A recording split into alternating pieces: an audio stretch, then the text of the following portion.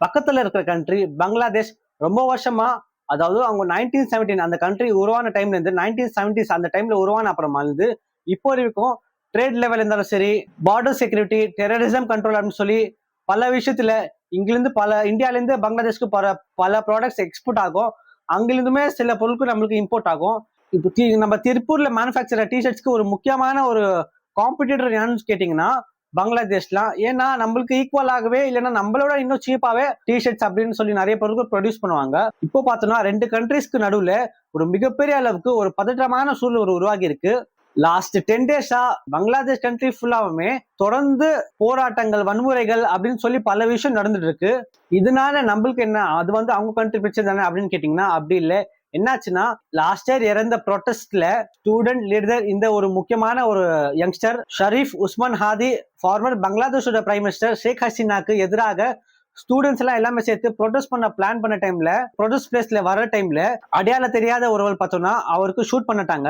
பங்களாதேஷ் ஃபுல்லாவுமே protest start ஆகி ஒரு மிகப்பெரிய கலவரமாக மாறி இருக்கு. அந்த கலவரத்துல ஒரு 27 ஏஜ் இந்து பர்சனை ஒரு ரிலீஜியஸ்க்கு அகேன்ஸ்டா பேசிட்டான்னு சொல்லி அவனுக்கு ரொம்ப கொடூரமாக அடிச்ச அப்புறமா அவர் இறந்து விட்டார். இதனால 2 கண்ட்ரீஸ்க்கு நடுவுல ஒரு மிகப்பெரிய பதட்டமான சூழல் உருவாகி இருக்கு. பங்களாதேஷ்ல ஒரு இந்து பர்சன் அடிச்சு இறந்தனால இன்னைக்கு இந்தியால டெல்லி, கொல்கத்தா அப்படின்னு சொல்லி பல பிளேசஸ்ல பங்களாதேஷ்க்கு அகேன்ஸ்டாவோ இந்தியால இருக்கிற பங்களாதேஷோட தூதருக்கு முற்றுகையிட்டு பெரிய அளவில் ப்ரொடெஸ்ட் ஆகிட்டு இருக்கு.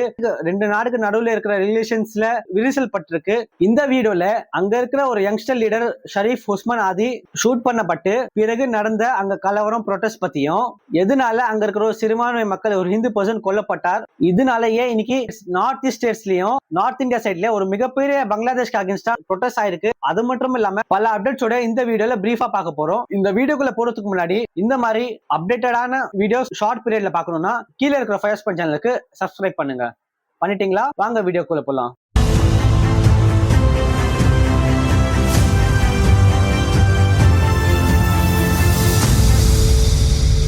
லாஸ்ட் இயர் பங்களாதேஷ்ல அங்க இருக்க யங்ஸ்டர்ஸ் எல்லாமே சேர்ந்து அங்க இருக்கிற பிரதமர் ஷேக் ஹசீனாக்கு எதிராக ஒரு மிகப்பெரிய அளவுல ப்ரொடெஸ்ட் பண்றாங்க. அது ஃபர்தர் ப்ரொடெஸ்ட் பார்த்தோம்னா ஒரு மொத்த கண்ட்ரியும் ஸ்ப்ரெட் ஆகி ஒரு கலவரமாக மாறி இருக்கு. அது எதுன்னு கேட்டீங்கன்னா ஸ்டூடெண்ட்ஸ்க்கு அங்க இருக்கிற கவர்மெண்ட் ஜாப்ஸ் கொடுக்குற பெர்சன்டேஜ் பார்த்தோம்னா இன்க்ரீஸ் பண்ணணும்னு சொல்லி பிறகு அங்க இருக்கிற பிரைம் மினிஸ்டர் அவங்க பதவியை ராஜினாமா பண்ணிட்டு அவங்க உயிரை காப்பாற்றுறதுக்கு இந்தியால வந்துட்டாங்கன்னு சொல்லப்படுகிறது. இதுக்கு பிறகு அங்க நாட்டுல நோபல் பரிசு வாங்கின முகமது யூனஸ் அவருக்கு இடையில ஒரு இடைக்கால அரசு ஃபார்ம் பண்ணப்பட்டது. அடுத்த வருஷம் எலெக்ஷன் இருக்கனால அங்க இருக்க ஸ்டூடெண்ட் லீடர் ஷரீஃப் உஸ்மான் ஹாதி பார்த்தோம்னா எல்லா ஸ்டூடெண்ட்ஸ்க்கு ஃபார்ம் பண்ணி ஃபார்மர் பிரைம் மினிஸ்டர் ஷேக் ஹசீனாக்கு எதிராக ப்ரொடெஸ்ட் பண்றதுக்கு பிளான் பண்ணியிருந்தார். ஏன்னு கேட்டீங்கன்னா அவர் இந்தியால இருந்துட்டு பங்களாதேஷ்க்கு எதிராக பல கருத்துக்கள் சொல்லுகிறார் அப்படின்னு சொல்லி அவருக்காக அகேன்ஸ்டாக ப்ரொடெஸ்ட் பண்றதுக்கு பிளான் பண்ணப்படுது. அவர் ப்ரொடெஸ்ட்க்கு வரும்போது ஒரு தெரியாத மாஸ்க் போட்டுட்டு தெரியாதவர்கள் பார்த்தோம்னா அவருக்கு ஷூட் பண்ணிட்டாங்க. பண்ணோட அவர் ஹாஸ்பிட்டல் அட்மிட் பண்ணப்பட்டு ஃபர்தரா சிங்கப்பூர்ல ட்ரீட்மெண்ட் பண்றதுக்கு டிரான்ஸ்பர் பண்ணி உயிர் இறந்துட்டாரு. இந்த விஷயம் ஓவரால் கண்ட்ரில, பங்களாதேஷ் கண்ட்ரில ஸ்ப்ரெட் ஆன உடனே யங்ஸ்டர்ஸ் சார்பாக கண்ட்ரி ஃபுல்லாவே ப்ரொடெஸ்ட் நடத்தப்பட்டது. இந்த ப்ரொடெஸ்ட்ல பார்த்தோம்னா பல நியூஸ் சேனல்ஸோட பில்டிங்ஸ் தான் எரிக்கப்பட்டது. அதனை தொடர்ந்து அங்க இருக்க முக்கியமான தகவல் முகமது யூனஸ் என்றவர் அங்க இருக்கிற மக்களுக்கு அமைதி காக்கணும்னு வேண்டுகோள் கொடுத்திருந்தார். இந்த ப்ரொடெஸ்ட் நடக்கும்போது அந்த ஊர்ல இருக்கிற மைமின் சிங் டிஸ்ட்ரிக்ட்ல இருக்கிற ஒரு ஹிந்து பர்சன் ஜீது சந்திரதாஸ் அவர் ஒரு கார்மெண்ட் ஃபேக்டரியில ஒர்க் பண்ணிட்டு இருக்கான்னு சொல்றாங்க. அவர் ஒரு ரிலிஜியஸ்க்கு அகேன்ஸ்டா பேசினான்னு சொல்லி அங்க இருக்கிற நிறைய மக்களால அடித்து கொல்லப்பட்டார். சில பேர் சொல்றது என்னன்னா அவருக்கு தலைக்கீழா தொங்க விட்டு எரிக்கப்பட்டார் அப்படின்னு ஒரு இன்ஃபர்மேஷன் இருக்கு. இந்த இன்ஃபர்மேஷன் இந்தியால ஸ்ப்ரெட் ஆன உடனே இங்க இருக்கிற பல மக்களுக்கு ஒரு மிகப்பெரிய பங்களாதேஷ் கண்ட்ரி மேல ஒரு மிகப்பெரிய கோபம் உண்டானது.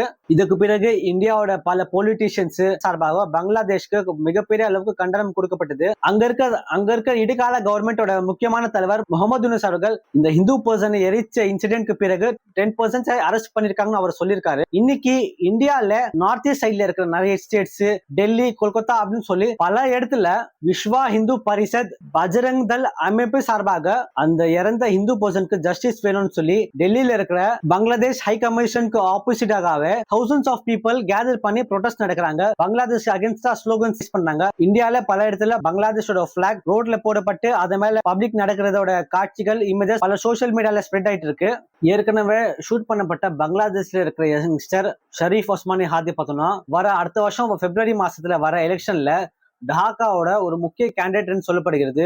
அங்க இருக்க டாக்கால இருக்கிற பீப்புள் பார்த்தோம்னா அந்த கேண்டிடேட் வந்து ஃபியூச்சர் இன்கேஸ் ஜெயிச்சா டாக்காக்கு மிகப்பெரிய அளவுல வளர்ச்சி வரும்னு மிகப்பெரிய எதிர்பார்ப்பு இருந்தாங்க. அவர் இறந்துட்டார் அப்படின்னு நியூஸ் கேட்ட உடனே அங்க இருக்கிற மக்கள் ரொம்ப கோபமுடன் பெரிய அளவுல ப்ரொடெஸ்ட் பண்ணாங்க. அங்க நடந்த கலவரம் ப்ரொடெஸ்ட்கான காட்சிகள் உங்களுக்காக பாருங்க.